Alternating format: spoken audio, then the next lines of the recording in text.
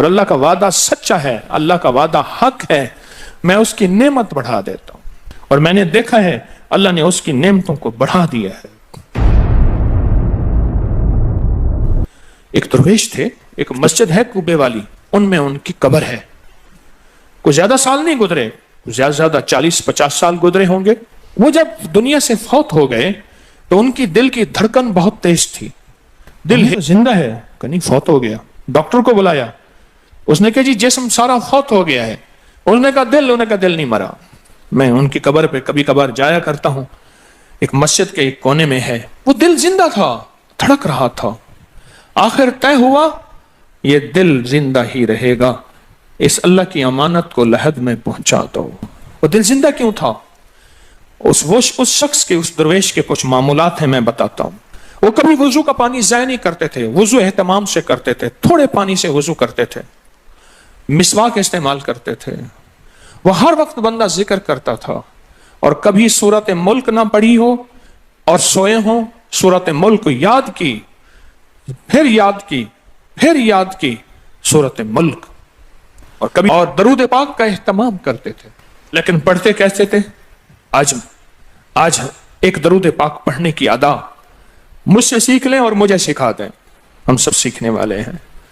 رسول اللہ صلی اللہ تعالی علیہ وسلم کا، میرے کملی والے کی اداؤں کا استحضار کرتے ہوئے، میرے حضور کی وفاؤں کا، میرے حضور کے احسانات کا، احسانات ساری کائنات کے جتنے بھی ہیں ان کے احسانات ہیں، میرے حضور کے جو احسانات ہیں ان سے بڑھ کے کوئی احسان نہیں۔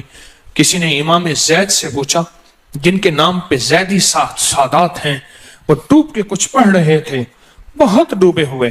کسی نے پوچھا کہ آقا کیا پڑھ رہے تھے؟ فرمایا درود پاک پڑھ رہا تھا۔ اور پوچھا کہ حضرت یہ ڈوب کے کیا؟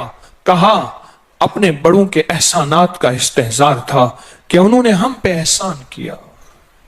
امام زید کی ادائیں ہیں، استحضار ہو ساری کائنات کے احسانات، لیکن جو احسان میرے کملی والے کا ہے وہ کسی کا ہو نہیں سکتا، جو احسان میرے آقا کا ہے وہ کسی کا ہو نہیں سکتا۔ احسانات ہوں۔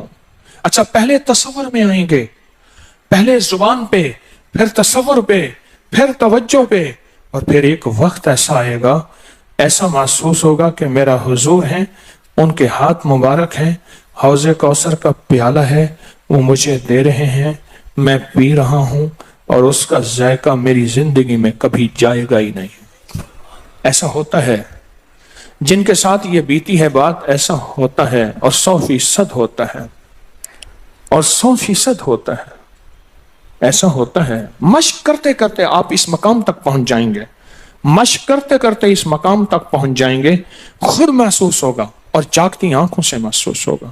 اور مشق کرنی ہے حضور کے احسانات کو سامنے رکھ کے، ایک تصویر تو درود پاک پڑھ لیا کریں زندگی میں، روز ایک، چاہے زندگی یعنی دن میں کسی وقت بھی صبح شام پڑھ لیں بہتر ہے، ورنہ ایک تصویر ایسی جس میں حضور کے احسانات ہوں کہ یا رسول اللہ آپ کی برکت سے آج میری پیشانی سجدوں میں ہے، یا رسول اللہ آپ کی برکت سے آج میں آپ سے مانگنے والا، آپ کے رب سے مانگنے والا ہوں، اور اس کے غیر سے مانگنے والا نہیں ہوں، یا رسول اللہ آپ کی برکت سے میں قرآن کا حامل ہوں، سجدوں کا حامل ہوں، نماز کا حامل ہوں، اور آپ کی برکت سے یہ ملا مجھے نیکیاں، یہ عبادتیں، یہ سعادتیں، یہ راحتیں، یہ رحمتیں، یہ برکتیں، یہ خیریں ملی، یا رسول اللہ آپ کی برکت سے۔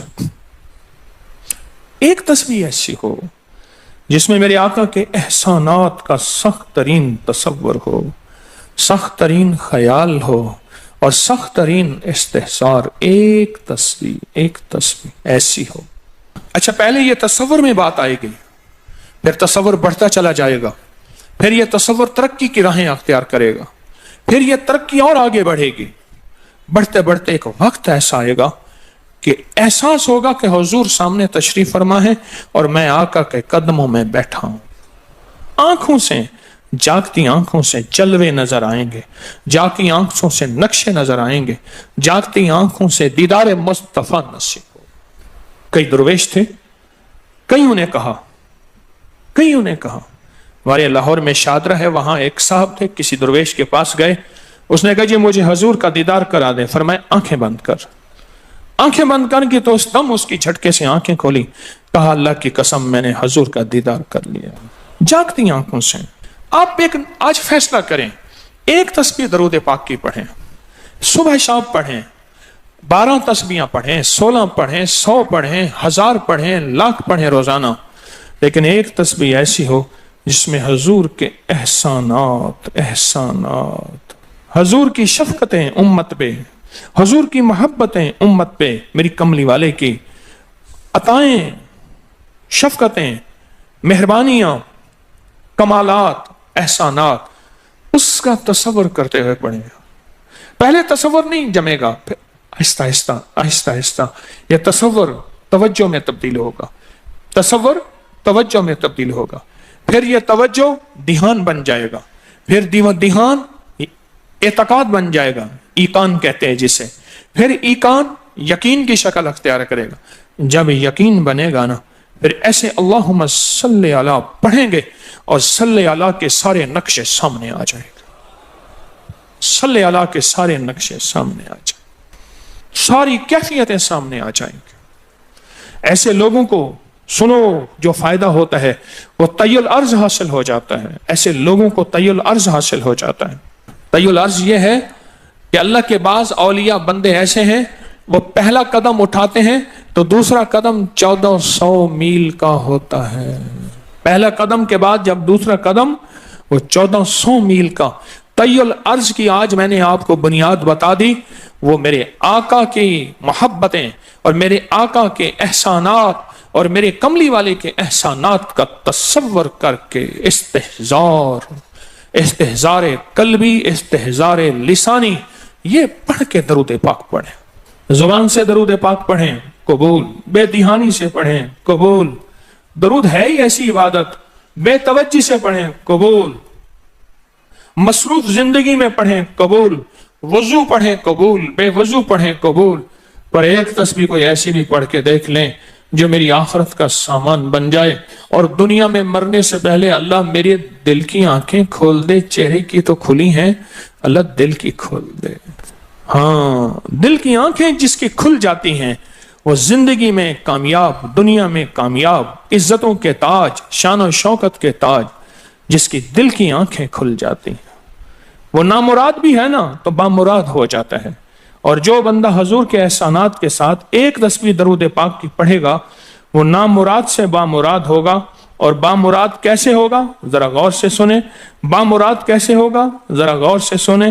بامراد ایسے ہوگا کہ اللہ پاک اگر اس کی پیشانی پہ بدبختی، شقاوت، ذلت، لعنت لکھی ہے، اللہ درود پاک استحضار سے پڑھنے کی برکت سے اس کی پیشانی پہ رحمت، عطا اور شفقت، مہربانی، محبت اور کرم لکھ دیتا ہے۔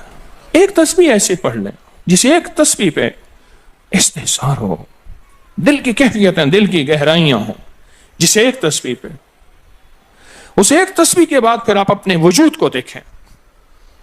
ایک فائدہ اور ہوگا، جو جنہوں نے یہ عمل کیا انہوں نے بتایا، ایک فائدہ اور ہوگا، وہ فائدہ یہ ہوگا کہ جسم ہواؤں میں تحلیل ہو جائے گا، یہ وجود ختم ہو جائے گا، یہ جو موجودہ وجود ہے۔ دیکھیں، آپ جو خواب دیکھتے ہیں نا، وہ بھی آپ کا وجود ہوتا ہے، وہ روح کی دنیا کا وجود ہوتا ہے، یہ تن اور من کی دنیا کا وجود ہے۔ اس وجود کو فنا ہے، روح کی دنیا کے وجود کو فنا نہیں ہے، بقا ہے۔ پھر آپ کو روح کی دنیا کا وجود ملے گا، اور روح کی دنیا کا وجود پھر کائنات کی سیر کرے گا اور کائنات کے جلوے دیکھے گا، کائنات کے مظاہر اور منظر دیکھے گا۔ پھر آپ زبان پہ نہیں لا سکیں گے کہ لوگوں کے برتن چھوٹے ہیں، اور فرمایا پھر یہ شخص اپنے آپ کو چھپائے گا ایسے جیسے کوئی ناپاک کپڑے کو چھپاتا ہے، اپنے عیبوں کو جو چھپاتا ہے ایسے اپنی اس ولایت کو چھپائے گا۔ ایک تسبیح سے ابتدا ہوتی ہے، ایک تسبیح سے۔ میرے شیخ رحمت اللہ علیہ نے مجھے 1984 میں بیعت فرمایا اور اس ایک تسبیح کے پڑھنے کی ترتیب فرمائی۔ اللہ کرے مجھے بھی مل جائے۔ مشق کریں، محنت کریں، ایک तस्बीह ऐसी मिल जाए दरूद पाक की जो मेरे वजूद के अंदर के सारे निजाम को धो दे, मेरे मन को, मेरे तन को धो दे, मेरे जज्बों को धो दे, मेरी आंखों को, मेरे कानों को धो दे, मेरे हाथ पांव को धो दे, मेरी नापाक तन्हाइयों को धो दे, और ऐसा धो दे कि जब अल्लाह के हुजूर हाजिर हों, जैसे मेरा कफन सफेद हो ऐसे मेरा दिल भी सफेद हो, स्याह ना हो। ये एक तस्बीह मेरी जिंदगी में, एक तस्बीह ऐसी हो, मेरे हुजूर का एहसान कर, आपके एहसानात, अल्लाहुम्मा सल्ली अला मुहम्मदन व आले मुहम्मद, अल्लाहुम्मा सल्ली अला मुहम्मदन कमा तुहिब्बु व तर्ज़ालहु, अल्लाहुम्मा सल्ली अला मुहम्मदन बिअदद कुल्ल दाइन व दवाइन व बारिक व सल्लिम। कोई भी दरूद, मसनून दरूद है, उसे पढ़ें, एक तस्बीह पढ़ें, पर पढ़ें ऐसे। और मैं ये नहीं कहता कि सिर्फ एक ही पढ़ें, ये मैं इब्तिदा बता रहा हूं, ये इब्तिदा बता रहा हूं। अगर इस इब्तिदा में एक तस्बीह ऐसी पढ़नी शुरू कर दें, जिंदगी कमाल, हैरत अंगेज कमाल। टेंशन का इलाज आखिरी दर्जे का, ज़हनी दबाव तनाव का इलाज, हाई ब्लड प्रेशर का इलाज, लाइलाज बीमारियों का इलाज, उलझी हुई जिंदगी का इलाज, नामुमकिन मसाइल का इलाज और परेशानियों का इलाज, दुखों का इलाज, मसलों और मुश्किलों का इलाज, एक तस्बीह ध्यान से पढ़ी हुई। फिर एक तस्बीह करेंगे क्या? ये फरिश्तों को हदिया करें कि मेरे आका की बारगाह में पहुंचाएं। नेक जमजम की रूहें, उनको हदिया करें, मेरे आका की बारगाह में पहुंचाएं। और अल्लाह के नेक वलियों को, सालिहीन को हदिया करें, और नेक जिन्नात को हदिया करें। हाँ, ये एक तस्बीह हदिया करें। फरमाया किताबों में है, जितनी भी नेक रूहें हैं इस दुनिया में, कायनात में, जहां भी वो बंदा फौत होता है, हर नेक रूह, जन्नती रूह जमजम के कुएं में उसका कयाम है, उसका मस्कन, उसका कयाम जमजम के कुएं में है। और जितनी भी बदकार रूहें हैं वो दुनिया में जहां भी मरे, उनका कयाम बरहूत एक कुआं है जो यमन में है, उस कुएं में उनका कयाम है। हज़रत शेखुल हदीस ने अपनी किताब में लिखा रहमतुल्लाह अलैह ने, फरमाया कि एक शख्स था, अमानतें रखता था, लोग अमानतें उसके पास रखते थे। एक शख्स अमानत रख के उसके पास सफर में गया, अरसे के बाद आया तो वो फौत हो गया था। बेटा अमानत देने से इनकारी था, परेशान हुआ, मक्का के दरवेशों के पास गया कि क्या करूं। फरमाया रात के आखिरी पहर में जमजम के कुएं पे जा और आवाज दे उस शख्स को जो अमानतें रखता था, तुझे पहली आवाज में जवाब देगा और तुझे बताएगा कि तेरी अमानत कहां है। रात के आखिरी पहर में गया, सलाम किया, उस शख्स को आवाज दी, आवाज ना आई, फिर आवाज दी, जवाब ना आया, फिर 3 बार, आखिर वापस आया। सुबह दरवेशों के पास फिर गया, कहने लगे इन्ना लिल्लाहि व इन्ना इलैहि राजिऊन। लगता ऐसे है कि वो जमजम के कुएं की रूह नहीं है, लगता है किसी खता की वजह से किसी पकड़ में है। जाओ यमन में बरहूत के कुएं पे, वहां जाके आवाज दो। वो फिर सफर करते हुए बरहूत के कुएं में गया, रात के आखिरी पहर में आवाज दी तो पहली आवाज में जवाब मिला, तेरी अमानत मौजूद है और वो तेरी अमानत फला जगह पड़ी है, उसको खोद के निकाल ले। और पूछा आप यहां कैसे? कहा कि बस कोई अमल ऐसा हो गया था जिस अमल की वजह से मैं इस वक्त बदकार रूहों के साथ हूं। जितने भी नेक रूहें हैं पूरी कायनात में, अज़ल से लेकर अबद तक, आखिरी दम तक, आदम से लेकर आखिरी दम तक, जितनी भी नेक रूहें हैं वो सारी नेक रूहें, वो सारी नेक रूहें जमजम में रहती हैं। जो दरूद पाक पढ़ें, जो नफली इबादत पढ़ें, जो तस्बीहात पढ़ें, जो जिक्र करें, जो हदिया सदका करें, वो क्या करें? सारे फरिश्तों को पहले हदिया कर दें, फरिश्तों को हदिया कर दें। उनमें वो फरिश्ते भी मौजूद होंगे जो मेरे हुजूर के रोजे पे जाएंगे। सुबह फजर के बाद फरिश्ते जाते हैं, फरिश्ते फजर से लेकर असर तक फरिश्ते दरूद और सलाम मेरे हुजूर के रोजे पे पढ़ते हैं। फिर डिफ्टियां तब्दील होती हैं, फिर असर से लेकर फजर तक और फरिश्ते आते हैं। और यहाँ तक रिवायात में आता है कि जो आज फरिश्तों की जिम्मेदारी लगी है, खिदमत लगी है, फिर वो क़यामत तक उनकी खिदमत फिर नहीं आएगी और वो पछताते रहेंगे। इतने फरिश्ते अल्लाह ने बनाए हैं। जो भी दरूद पाक पढ़ें और उसके अलावा इबादत जितनी भी करें, وہ ساری عبادات فرشتوں کو ہدیہ کریں، وہ ساری عبادات نیک روحوں کو ہدیہ کریں جو زمزم کے کنویں میں رہتی ہیں، اور ساری عبادات فرشتوں کو، روحوں کو اور جنات کو ہدیہ کریں، اور ان سے کہیں کہ اللہ سے دعا کریں اللہ میرے یہ کام بنا دے، پھر کام بنتے دیکھیں، پھر مسائل حل ہوتے دیکھیں، پھر ناکامیاں ختم ہوتے دیکھیں، پھر حالات کو انشاءاللہ سنورتا دیکھیں، سنورتا دیکھیں، سنورتا دیکھیں۔ بہت میں نے طاقتور وظیفہ، بہت طاقتور عمل اور بہت طاقتور ایک کنجی اور ایک راز دے دیا آپ کو۔ بہت عجب عمل ہے، بہت طاقتور اور بہت حیرت انگیز عمل ہے جو میرا نہیں، صدیوں سے آزمودہ ہے، صدیوں سے آزمودہ ہے۔ اللہ کے دوست اس کو کرتے چلے آئے ہیں، اور اللہ کے دوستوں کا آزمودہ عمل ہے بہت زیادہ، بہت زیادہ۔ پر ایک تسبیح ایسی ہو جو توجہ سے، جو احسانات کا تصور کر کے، جو میرے کملی والے کے احسانات کا تصور کر کے، تصور کر کے، تصور کر کے، احسانات کا تصور کر کے ایک تسبیح ایسی ہو ڈوب کے، یا اللہ دنیا میں ایسی جگہ کوئی کہیں ہوتی، یا اللہ دنیا میں ایسی جگہ کوئی کہیں ہوتی، اکیلے بیٹھے رہتے یاد تیری دل نشیں ہوتی۔ کوئی ایسی جگہ ڈھونڈ لیں، نہیں ملتی، کوئی ضروری نہیں اپنے دل کو تنہائیوں میں لے ہیں۔ وہ کیسے؟ دنیا کے مشغلوں میں ہم باخدا رہے، دنیا کے مشغلوں میں ہم باخدا رہے، سب کے ساتھ رہتے ہوئے سب سے جدا رہے، سب کے ساتھ رہتے ہوئے سب سے جدا رہے۔ کوئی لمحہ ایسا اپنے آپ کو تنہا کر لیں، کوئی لمحہ ایسا اپنے آپ کو فارغ کر لیں، کوئی لمحہ ایسا اپنے آپ کو تنہائی میں بٹھا کے نا ایک تسبیح درود پاک کی، اور تسبیح نہیں ہے یہ انگلیوں کے نشان تسبیحیں ہیں۔ یہ پھر تسبیح بھی جہاں گواہی دے گی وہاں قیامت کے دن یہ انگلیاں بھی گواہی دیں گی۔ پھر یہ تسبیح ہدیہ کریں، فرشتے ٹوٹ پڑتے ہیں اس درود پاک کے ہدیے پہ۔ کیوں؟ ان کی غذا ہی نور ہے، اور درود نور ہے، ان کی غذا ہی نور ہے اور درود نور ہے، ان کی غذا ہی یہی برکت ہے اور درود برکت ہے، ان کی غذا ہی خوشبو ہے اور درود خوشبو ہے، ان کی غذا بھی یہی ہے۔ ایک تسبیح ایسی ہو جس پہ آپ دیوانے ہو جائیں۔